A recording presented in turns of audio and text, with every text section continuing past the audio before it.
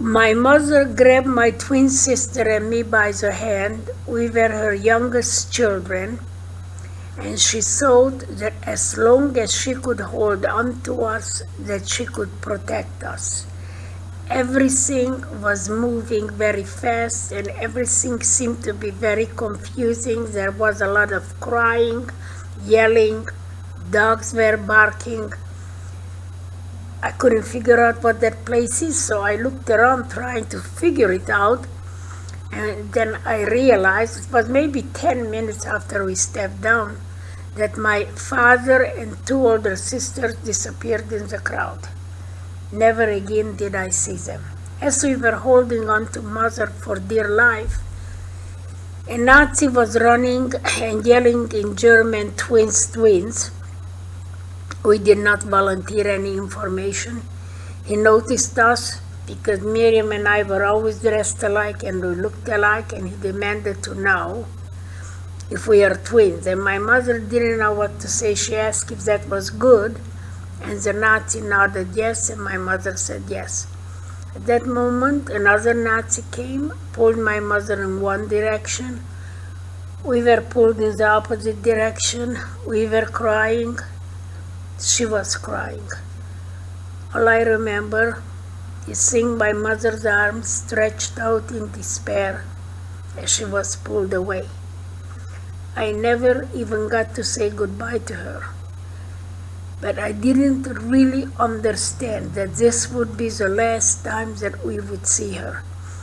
And all that took only 30 minutes from the time we stepped down from the cattle car.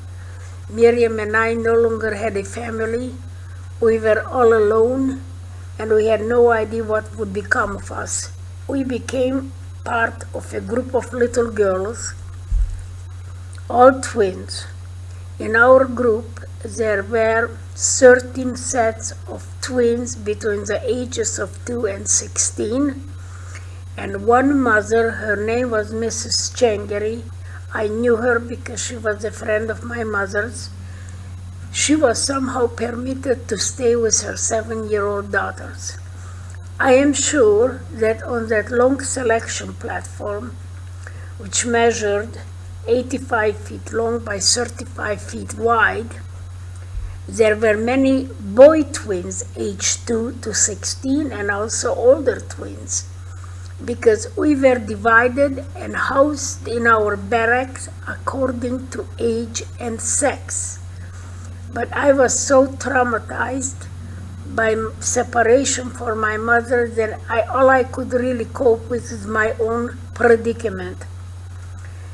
Our group was led to a big building, a processing center. Our clothes were immediately taken away, and we sat naked for most of the day without knowing what would happen to us.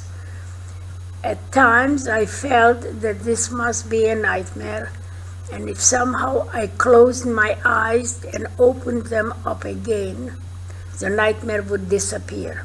But the nightmare did not disappear. It was late in the afternoon when our processing began. We were given short haircuts. The mother's head was shaved. Our dresses were returned with a huge red oil-painted cross on the back. Then they lined us up for registration and tattooing. When my turn came, I decided to give them as much trouble as a 10-year-old could. 4 people restrained me with all their strength while they heated a gadget that looked like a writing pen with a needle at the end. And when the needle got hot, they dipped it into ink, and then they burned into my left arm, dot by dot, the capital letter A-7063. Miriam became capital A-7064. Auschwitz was the only Nazi camp that tattooed its inmates. My husband is a survivor of 4 years in Buchenwald. He does not have any tattoos.